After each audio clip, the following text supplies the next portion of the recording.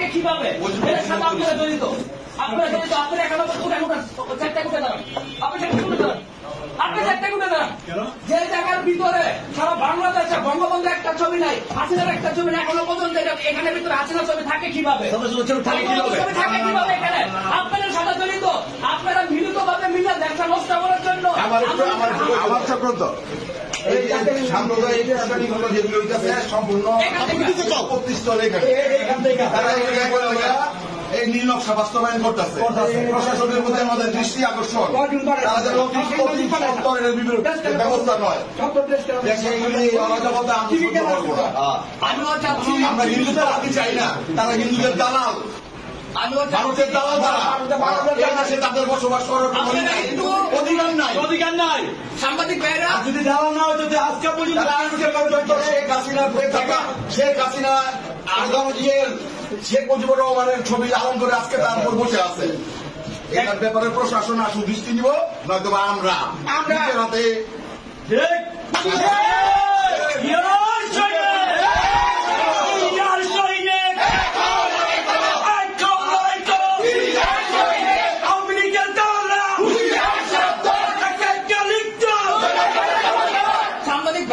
আপনাদের সাথে আমি একটা কথা বলবো। আমরা সকালে যে সময় পাপ্পু ভাই আমরা ওখানে বসে চা খাচ্ছি, আমরা দেখছি যে 3 সাহেব 25 সাহেব এখানে আসছে, এসে চলে গেছে। যে সময় আমরা খবর পেয়ে এখানে আসলাম, আমরা এখানে ঢুকছি, ঢুকার পরে তাদের সাথে কথা বলছি, তারা আমাদের ঢুকতে দিচ্ছে না। তারপরে এই সময় আমরা ঢুকার পরে আমি যে সময় ঢুকার পরে দেখলাম এখানের ভিতরে এখনো পর্যন্ত শেখ মুজিবুরের ছবি, হাসিনার ছবি, হাসিনার ছবি এখনো পর্যন্ত প্রতিটা দেওয়ালে লাগানো। পরে আমি উদ্যোগ নিয়ে আমার বন্ধু ভাইবাদের নিয়ে সবকটা ছবি নামাইছি, এমন ভাঙচুর করছি। এখনো পর্যন্ত এখানে বঙ্গবন্ধুর ছবি, হাসিনার ছবি থাকে কিভাবে? দেখেন, আমরা এটা প্রশাসনের কাছে দৃষ্টি আকর্ষণ করতেছি যে এটা সুন্দরভাবে একটা বিচার আওতা না হোক।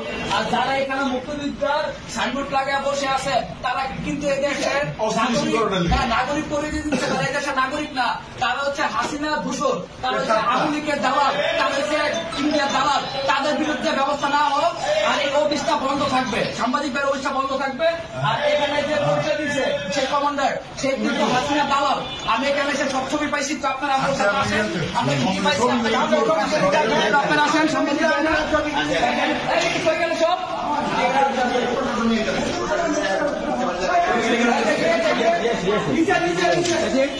আপনারা একটু নিচে ভিডিওটা দেখেন, সাংবাদিক ভাইরা দেখেন এখানে পর্যন্ত কিভাবে থাকে। আমি হুমান বলছি, বঙ্গবন্ধু যুবদলের সাংগঠনিক সম্পাদক, সব থেকে আমি সব আনসার করছি। এখনো পর্যন্ত থাকে কিভাবে?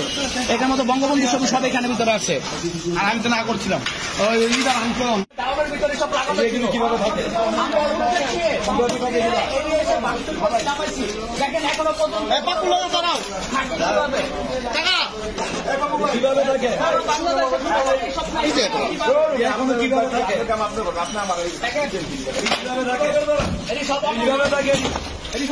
নামাইছি, সকলে ভাঙচুর করছি কিভাবে এখনো পর্যন্ত,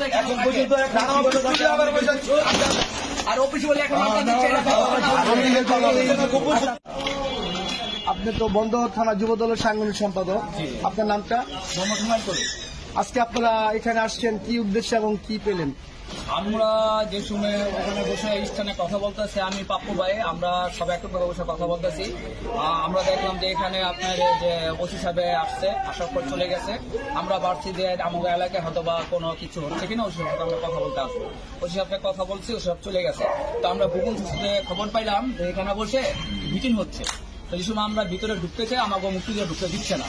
পরে আমরা যুদ্ধভাবে ঢোকার পরে দেখি যে দেওয়ালের ভিতরে অসংখ্য হাসিনার ছবি, বঙ্গবন্ধু ছবি ঝুলানো। তাদের প্রশ্ন করলাম যে এখনো দেশ স্বাধীন 5 মাস, এই ছবিটি এখনো বন্ধ থাকে কিভাবে? তারা আমাদের বাধা দিচ্ছে ছবিটি ভাঙার জন্য। তারপরে আমরা সবাই মিললে এককভাবে উদ্যোগ নিয়ে সব ছবিটি নিচে নামাইছি, এমন যা ছিল সব নিচে নামে ভাঙচুর করে এখানে বন্ধ রাখছি। আর আমরা ভিতরে যারা বসে আছে, তারা হচ্ছে আওয়ামী লীগের দালাল, হাসিনার দালাল।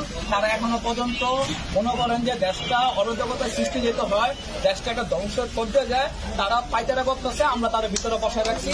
এখন আমরা যারা বিএনপির বাইরে আছি, সবাই এককভাবে আপনারা সাংবাদিক বাইরে নিয়ে আমরা একটা ব্যবস্থা নিব। আমার সিনিয়র নেতা কর্মীরা আছে, তারা এখন কথা বলবে। আসলে এই জিনিসটা এখন তো সারা বাংলাদেশে একটা ষড়যন্ত্র। আমাদের হিন্দু ভাইয়েরা যারা যারা আছে তারা নিরাপদে আছে, অথচ একটা পার্শ্ববর্তী দেশ এই সরকারকে এবং তারেক জিয়াকে সমালোচনা করার জন্য বিশ্বের কাছে ভাবমূর্তি বাংলাদেশে নষ্ট করার জন্য একটি চক্রান্ত হচ্ছে। সেই চক্রান্তের একটি অংশ হচ্ছে আজকের এই মুক্তিযোদ্ধা তথাকথিত মুক্তিযোদ্ধাদের মিটিং। এই মিটিং এর মাধ্যমে তারা এই অত্র অঞ্চলে কিন্তু হিন্দু অধ্যুষিত লোক আছে, ইস্কন আছে, এবং এই ইস্কনদের নিয়ে একটা আমার মনে হয় এখানে বড় একটা ষড়যন্ত্র এই জায়গায় হচ্ছে। আমি আমার উদ্যোগন যারা নেতা আছে তাদেরকে অবগত করেছি। বাকি বিষয়টা তাদের উপরে সিদ্ধান্তের উপর আমরা সিদ্ধান্ত নেব। এখনো শুনছি তারা এই জায়গায় আছে। দেশের এই পরিস্থিতিতে এখন তাদের সিদ্ধান্তের উপরে অতি সভা আসছে, অতি সভার সাথে আমি কথা বলবো। তিনি এই ব্যাপারটা কতটুকু অবগত আছে, পিওনো সভা আসছিল, কথা বলতেছি। এবং এই ব্যাপারে আপনাদেরও সাংবাদিক যারা আছেন তাদেরকেও সহযোগিতা কামনা করতেছি। আসলে সত্য জিনিসটা উদ্বোধন করা দরকার। বাংলাদেশে কোনো একটা হিন্দু সম্প্রদায়ের উপর কোন নির্যাতন হয় নাই, অথচ ভারতীয় মিডিয়া করলে দেখা যায় যে খুব খারাপ অবস্থা। আপনাদের এই জায়গায় ভূমিকা আছে, যে জায়গায় আসলে ষড়যন্ত্রটা কি আপনারা উদ্বোধন করবেন। কারণ এখন একটা কথা হচ্ছে বিএনপি কোনো কিছু বললে বা আমরা কোনো কথা বললে সেটাকে নেগেটিভ ভাবে দেখা হয়। আপনারা তদন্ত করবেন, যেটা সত্য সেটাই প্রকাশ করবেন। এগুলো আমার বক্তব্য শেষ করছি। আসসালামু আলাইকুম। আর কিছু না, কি আছে